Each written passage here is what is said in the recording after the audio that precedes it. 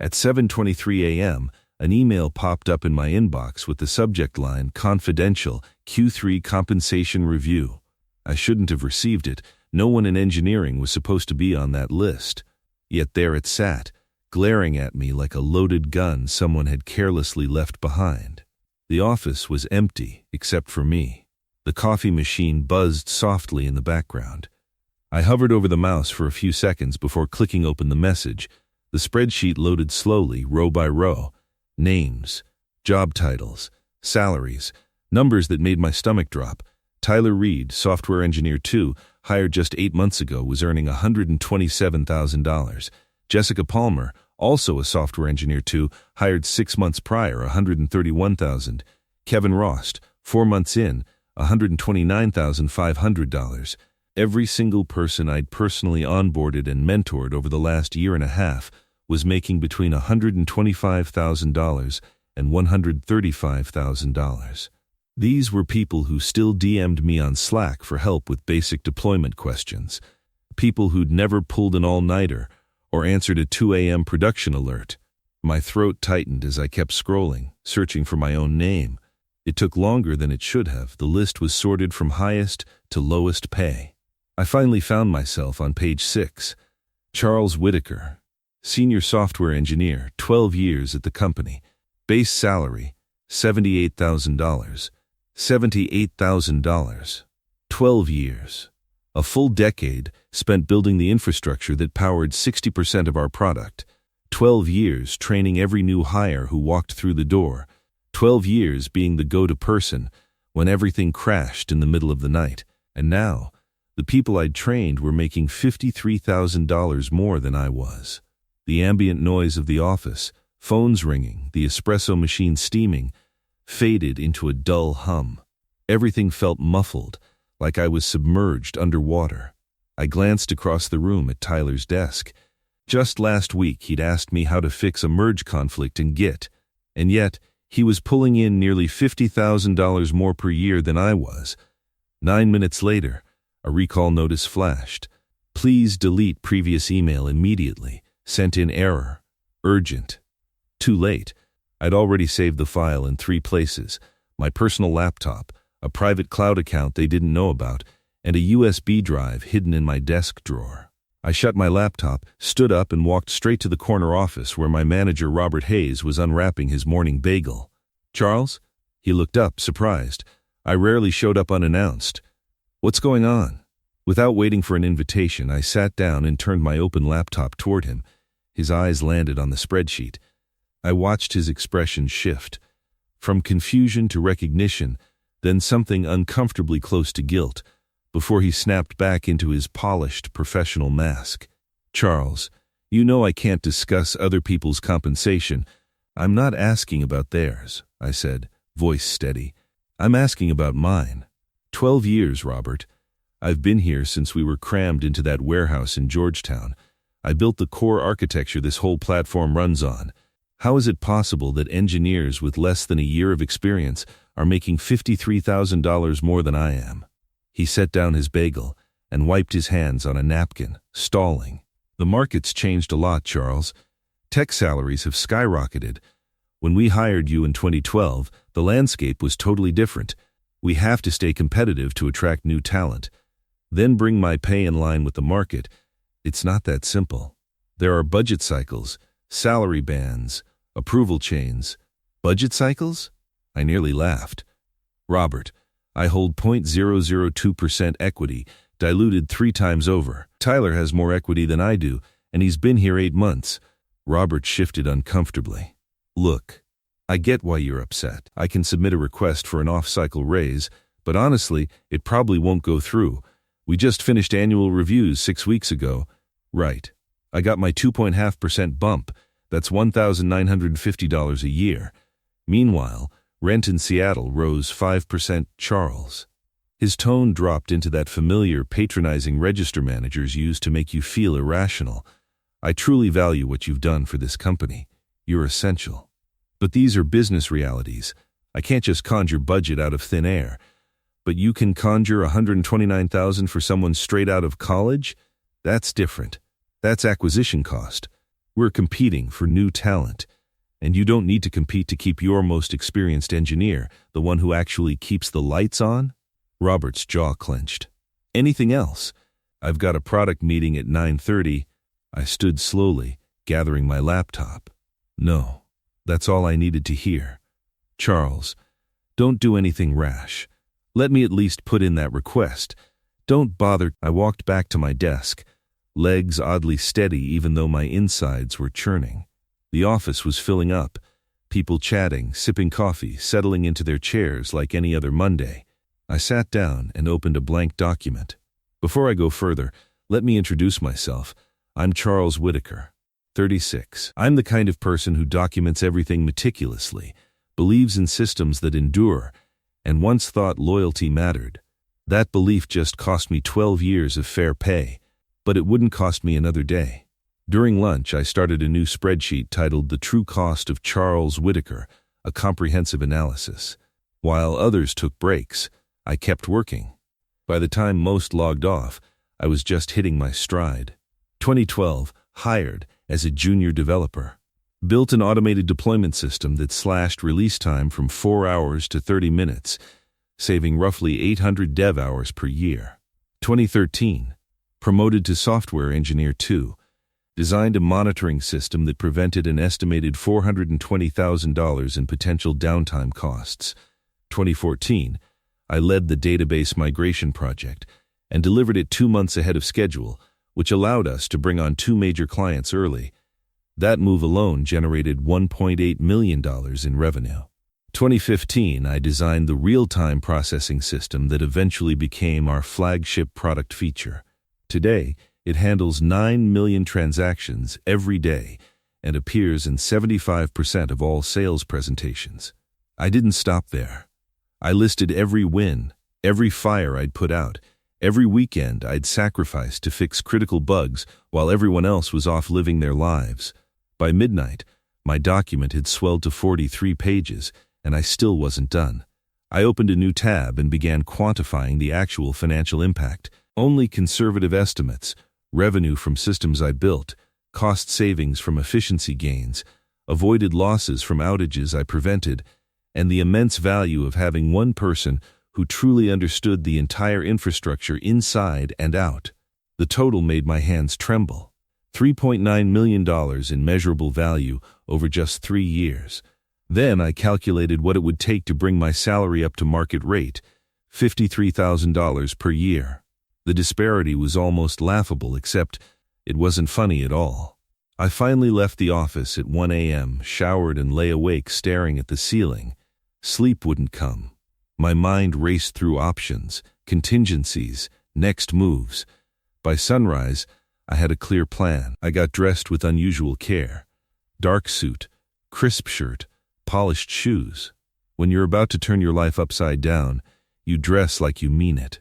I arrived at 6:50 a.m., just after CEO David Preston, who always showed up at 6:45 sharp, brewed his coffee, and spent the first hour reviewing reports before the chaos of meetings began. At exactly 7:05, I knocked on his door. "Come in." He looked up, surprised. At 48, David had the look of a seasoned tech executive, designer glasses, perfectly curated casual attire, the calm confidence of someone who'd built something from nothing. "Charles? Early for you. I need 15 minutes of your time." My tone must have carried weight. He closed his laptop immediately.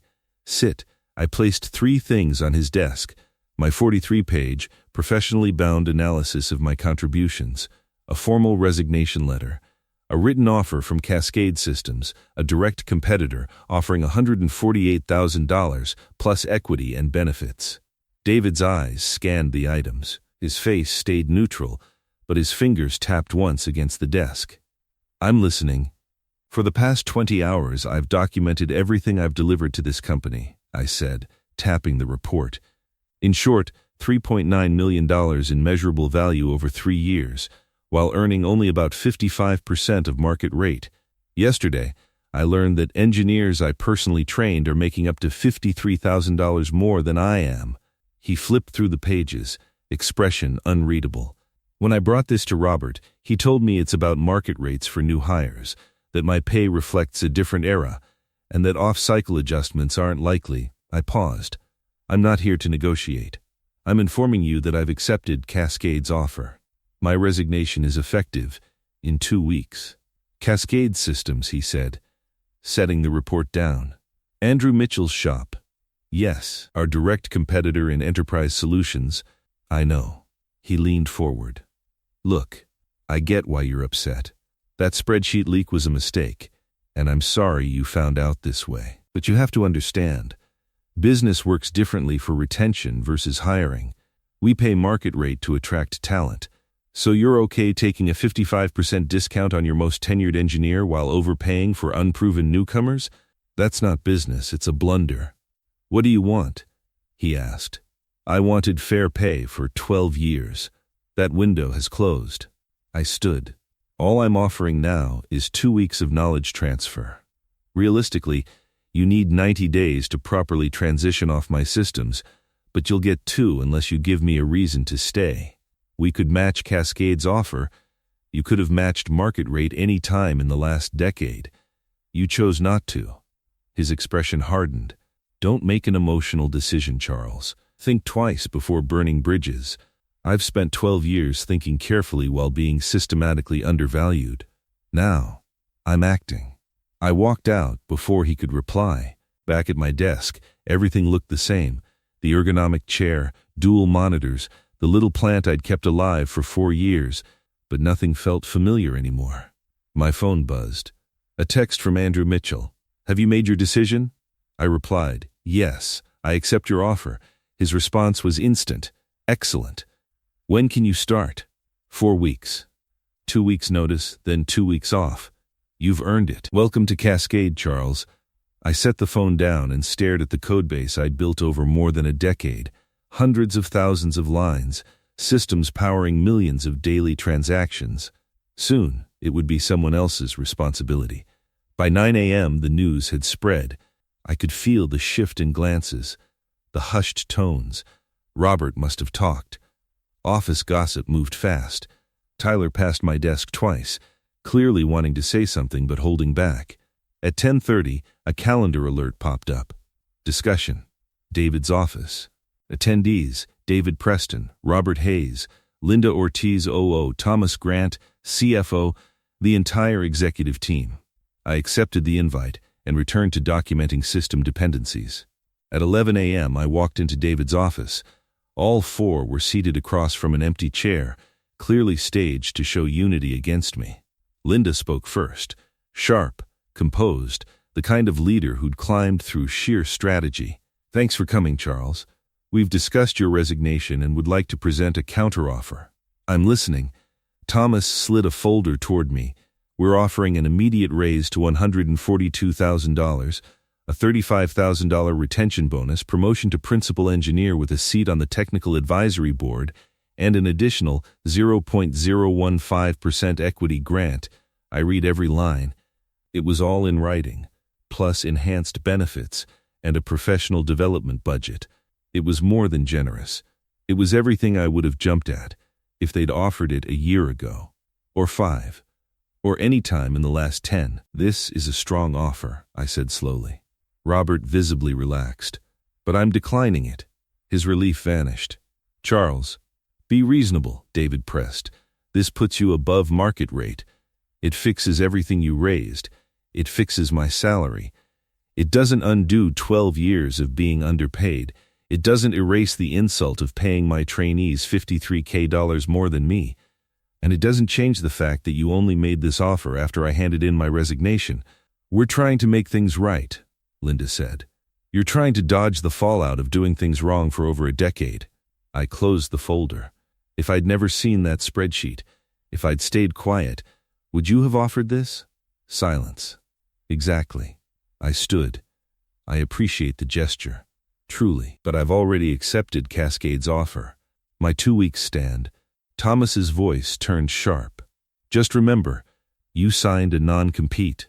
Leaving for a direct competitor could have legal consequences. I'd been waiting for this. I reviewed my contract with a lawyer last night. Under Washington state law, effective 2020, Non-competes are unenforceable for employees earning under $116,593.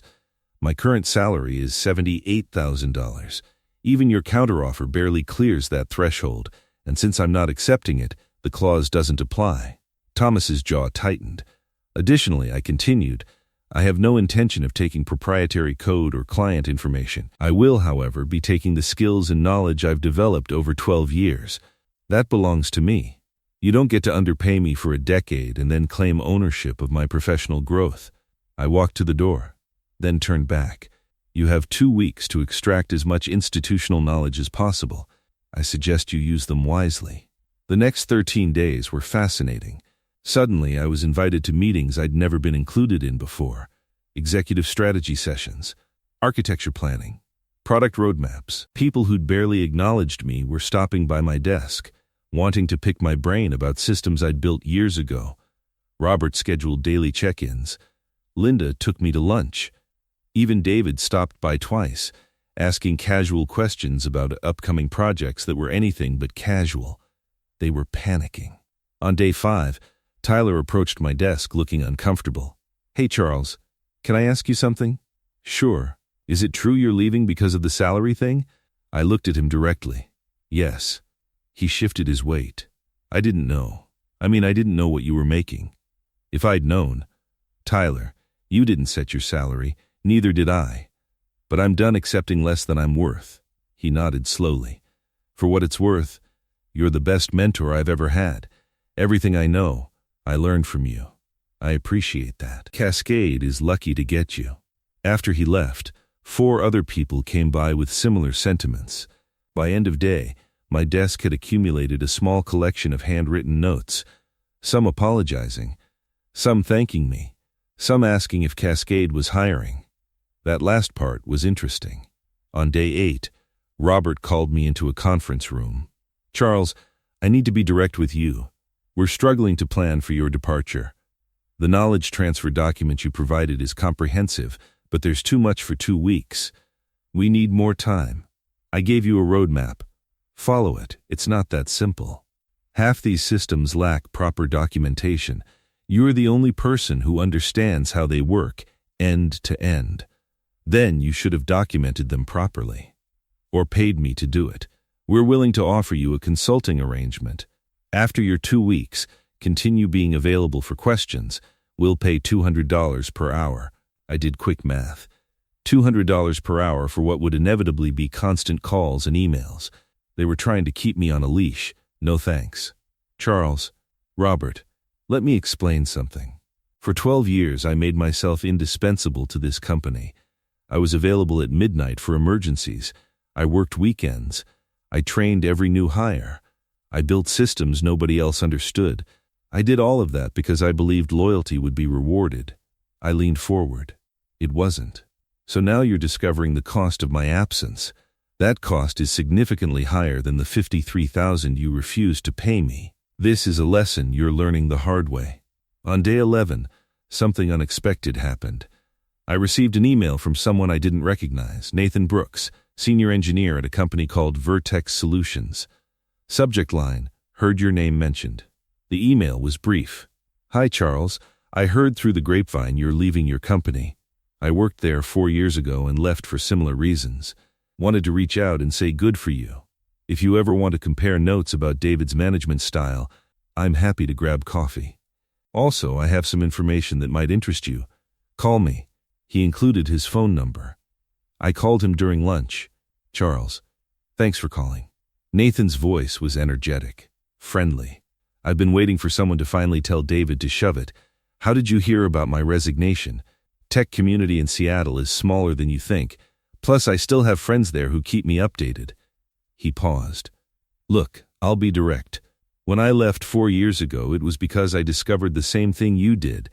Massive pay disparities.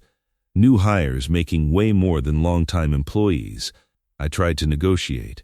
Got stonewalled. Left for a competitor. Sounds familiar. Here's what you don't know. After I left, they tried to sue me for breach of contract, claimed I violated my non-compete. Spent 4 months in legal hell before a judge dismissed it. Cost me $15,000 in attorney fees. My stomach dropped. They're going to sue me. Maybe, probably not, since you clearly did your homework on the non-compete angle. But here's the interesting part. His voice lowered. When my attorney did discovery during the lawsuit, we uncovered some things. Financial things. Irregularities in how they managed compensation budgets. What kind of irregularities? The kind where money allocated for employee raises mysteriously didn't match actual raises given. The kind where executive bonuses seemed inversely proportional to employee compensation growth.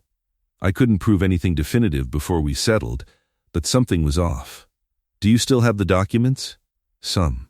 Technically under ENDA, but there are ways around that. Why, you thinking what I'm thinking? I was thinking many things. I'm not sure yet. But I'd like to see what you have. Come by my office tomorrow. I'll show you what I kept. That evening, I couldn't focus on transition documentation. My mind kept circling back to what Nathan had said. Financial irregularities. Compensation budgets not matching actual raises. Executive bonuses. I opened my laptop and started digging through files I'd accumulated over 12 years. As a senior engineer with infrastructure access, I had visibility into various systems, including some financial reporting tools. I wasn't looking for anything specific, just patterns, anomalies, things that didn't add up. It took 4 hours, but I found it. The company had a standard practice of allocating 4-6% annual budget increases for employee compensation. This was documented in board reports and investor updates. The money was earmarked, approved, supposedly distributed. But when I compared allocated amounts to actual salary increases over the past 5 years, there was a gap.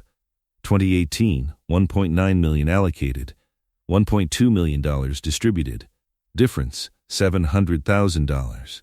2019, $2.1 million allocated, $1.4 million distributed. Difference, $700,000. 2020, $2.3 million allocated, $1.5 million distributed. Difference, $800,000. The pattern continued. Each year, millions allocated for employee compensation never actually reached employee paychecks. Where was it going? I cross-referenced with executive compensation disclosures. David's total compensation had increased 38% over the same period, Linda's by 33%, Thomas's by 29%. The picture was becoming clear. Money budgeted for employee raises was being reallocated to executive bonuses. They were literally taking money meant for us and giving it to themselves. I sat back, heart pounding. This was bigger than salary disparities. This was potential fraud. At minimum, it was a massive betrayal of trust. And I had documentation. The next morning, I met Nathan at a coffee shop in Fremont. He was younger than I expected, maybe 32, with an intensity that reminded me of myself a few years ago. He slid a folder across the table. Everything I could keep without technically violating the ENDA. Financial reports, email exchanges, board meeting notes. I flipped through the documents. They corroborated what I'd found. Budget allocations that disappeared. Executive compensation that ballooned while employee raises stagnated. This is the same pattern, I said. They're doing it systematically. Nathan sipped his coffee. The question is, what are you going to do about it? I don't know yet. My advice? Burn it down. Not literally, but expose it. They did this to you, to me, probably to dozens of others. Companies like this only change when forced to. I thought about that as I drove back to the office. Burn it down. It was tempting, but I needed to be smart about it. On day 13, Robert scheduled my exit interview with Linda from HR and Thomas from finance. Standard procedure, they said. Just a formality. I came prepared. We sat in a small conference room, Linda with her professional HR smile, Thomas looking like he'd rather be anywhere else. So Charles, let's start with basics. Linda clicked her pen. Can you tell us about your experience here? It's been educational. We're sorry to see you go. What was the primary factor in your decision to leave? Compensation and equity. Thomas shifted. As we discussed, we made a competitive counteroffer, which I declined. I pulled out my laptop. Actually, I'm glad you're both here. I've been reviewing some financial data, and I have questions. I turned the screen to face them. Spreadsheets. Budget allocations versus actual compensation increases. Can you explain why, over the past 5 years, this company has consistently allocated 4-6% budget increases for employee compensation, but actual salary increases have averaged 2-3%? Thomas's face went carefully blank. I'm not sure where you're getting those numbers. Board reports, investor updates, internal financial projections, all documents I had access to as a senior engineer with infrastructure permissions. I clicked to the next sheet. The gap between allocated and distributed compensation totals, approximately $3.7 million over 5 years. Where did that money go? Linda's pen had stopped moving. During the same period, executive compensation increased by an average of 33%. That's an interesting correlation. Charles. Thomas's voice had an edge. You're making serious allegations. I'm asking questions in my exit interview. This is exactly the appropriate forum for discussing concerns about company practices. I smiled pleasantly. So where did the money go? Compensation allocation is complex, Thomas said carefully. There are various factors: market adjustments, role changes, budget reallocations. So you're saying the money specifically allocated for employee raises was reallocated away from employees? That's not what I said. Then what are you saying? Silence. Linda cleared her throat. Charles, I think we're getting off track. This exit interview is meant to be constructive. I'm being constructive. I'm trying to understand why I was paid $53,000 less than market rate while the company allegedly couldn't afford meaningful raises despite allocating millions for that exact purpose. I closed my laptop. Here's what I think happened. I think this company has been systematically underpaying long-term employees while claiming there's no budget. Meanwhile, that budget money gets quietly reallocated to executive compensation and new hire acquisition costs. It's a shell game, and I can prove it. Thomas stood up. This meeting is over. We still have 8 minutes scheduled. We're done. He looked at Linda. Get legal on the phone. Now. I gathered my laptop calmly. I'll be at my desk finishing my transition documentation if you need me. That afternoon, I received an email from the company's legal counsel, Patricia Simmons. Subject: confidentiality obligations. The email was a thinly veiled threat, reminding me of confidentiality agreements, noting that unauthorized disclosure of company financial information could result in legal action, suggesting that false or misleading statements could constitute defamation. I forwarded it to my personal attorney with a note. Thoughts? Her response came within an hour. They're scared. Don't post anything publicly yet, but this strengthens your position if they try anything. Keep documenting everything. Day 14, my last day. I arrived at 8 a.m. to find a cardboard box on my desk. HR had thoughtfully provided packing materials. I spent the morning boxing up 12 years, photos from team events, a coffee mug from my first project launch, the small plant, my backup keyboard. People stopped by all morning, some to say goodbye, some to awkwardly avoid eye contact. Tyler came by with a card signed by the entire engineering team. We're going to miss you, he said. And honestly, we're kind of screwed without you. You'll figure it out. Will we, though? He looked genuinely concerned. There's already talk about delays on the Morrison project because nobody else knows the inventory system. Then, they'll need to hire someone who does. At market rate.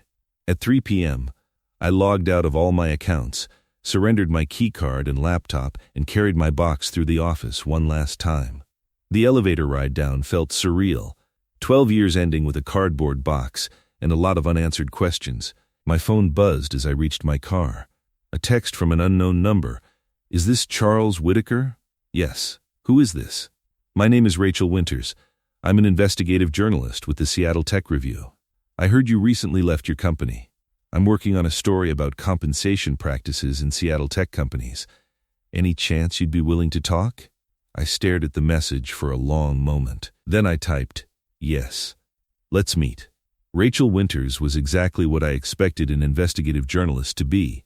Sharp questions, quick notes. A recorder she asked permission to use. We met at a coffee shop in Capitol Hill the next morning. Tell me everything, she said. So I did. I walked her through the spreadsheet leak, the salary disparities, the failed negotiation. my resignation, the counteroffer I'd rejected, and then, carefully, I showed her the financial data. Budget allocations versus actual compensation. Executive pay increases. The missing millions. Rachel's eyes widened with each document. "This is incredible," she said finally. "Do you realize what you have here? A potential lawsuit if I go public. Maybe, but also a major story about a systemic problem in the tech industry." She leaned forward. "Look, I've been investigating compensation inequity for months. I've talked to dozens of people with similar experiences, but nobody has had the documentation you have. Nobody has been able to prove the systemic nature of it. What are you proposing? Let me write the story. I'll verify everything independently. I'll talk to other former employees. I'll request comment from the company. And I'll protect you as a source to the extent you want. They'll know it's me. Maybe. Probably. But if the financial data checks out, it won't matter. The story will be about the practices, not about you specifically." I thought about it. About 12 years of being undervalued. About all the other people at other companies going through the same thing. About the money that could have changed my life, sitting instead in executive bonus pools. "Do it," I said. "Write the story." Rachel's article published 3 weeks later, right as I was starting my 3rd week at Cascade Systems. The headline read, "Seattle tech company faces allegations of systematic compensation inequity and financial mismanagement." The article was devastating. Rachel had done her homework. She'd interviewed 6 former employees who corroborated similar experiences. She'd gotten economists to analyze the budget discrepancies. She'd filed public records requests showing executive compensation growth outpacing revenue growth by 4-to-1. And she'd gotten David Preston on record giving a defensive, tone-deaf response about market dynamics and complex compensation structures that only made him look worse. The story went viral within hours.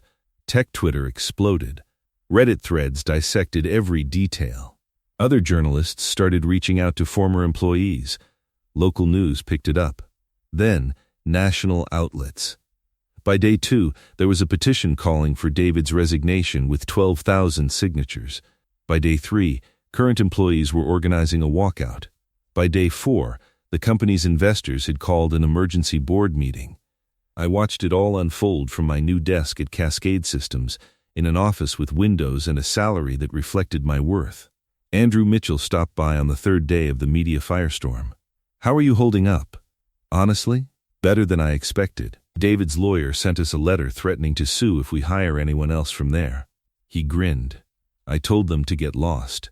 Your former colleagues are calling me daily asking about openings. Are you hiring? For the right people. I assume you can vouch for some of them?"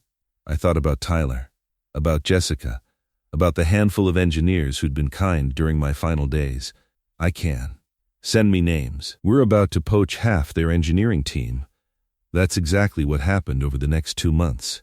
Tyler gave notice first, then 3 others from my old team, then people from product, then design. It became an exodus. The company went into crisis mode. They announced an immediate compensation review, hired an outside firm to audit their finances, and placed Thomas on administrative leave. Linda resigned with a vague pursuing other opportunities statement that fooled no one. David clung on at first. He gave interviews downplaying the allegations, promised reforms, and spoke earnestly about transparency. But the damage was done.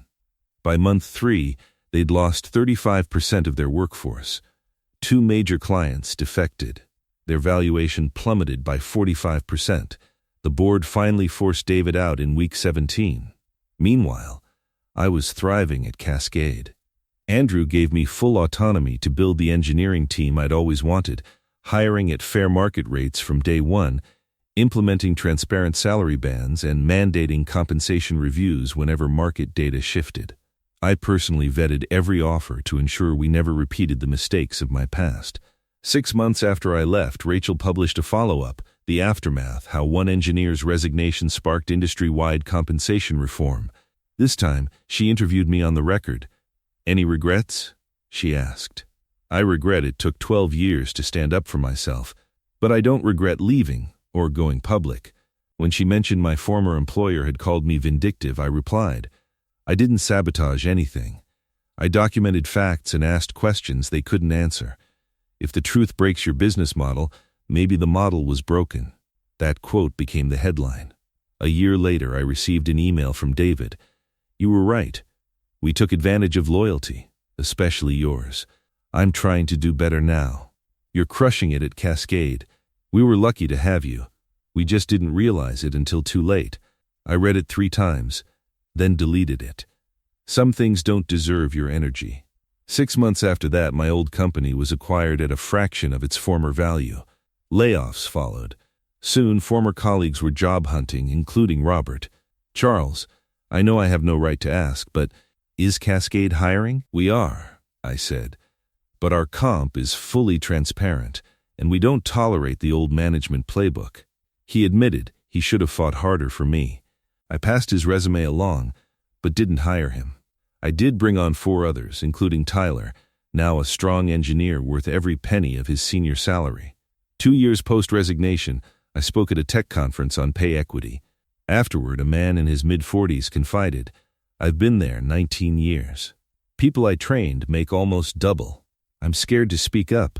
I gave him a framework, document your impact, know your market value, and be ready to walk. He left with a plan. That moment clarified everything. This wasn't just about me. It was systemic. So I started writing blog posts, negotiation guides, my value tracking spreadsheet, legal insights on non-competes. The response was overwhelming.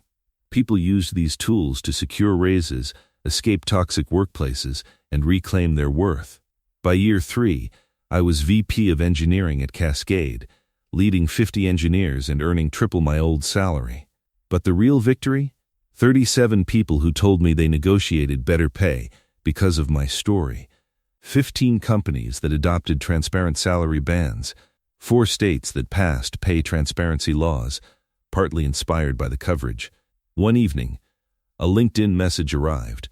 My son graduated. They offered $68K. He used your framework and got $92K. Thank you for teaching him his worth before he wasted a decade like you did. That was the point. Not revenge. Prevention. 4 years after walking out with a cardboard box, my old company settled a class-action wage theft suit, $7.2 million to 183 employees. My share, $41,270. Not enough to undo 12 years, but something. I donated it to a nonprofit offering negotiation training for underrepresented talent in tech. Because in the end, the most powerful thing I did wasn't exposing fraud or poaching talent. It was refusing to stay quiet, choosing my worth over their comfort, telling the truth even when it was risky. Some called me brave, others vindictive. I didn't care. What mattered was the engineer at the conference, the new grad who negotiated confidently, the teams walking away from toxicity with their heads high. This isn't about salaries or corporate drama. It's about knowing your value and refusing to accept less, no matter how long you've tolerated it. So if you're feeling undervalued, document everything. Know your worth. Ask for what you deserve. And if they say no, be ready to walk. Because the most powerful thing you can do is refuse to be undervalued.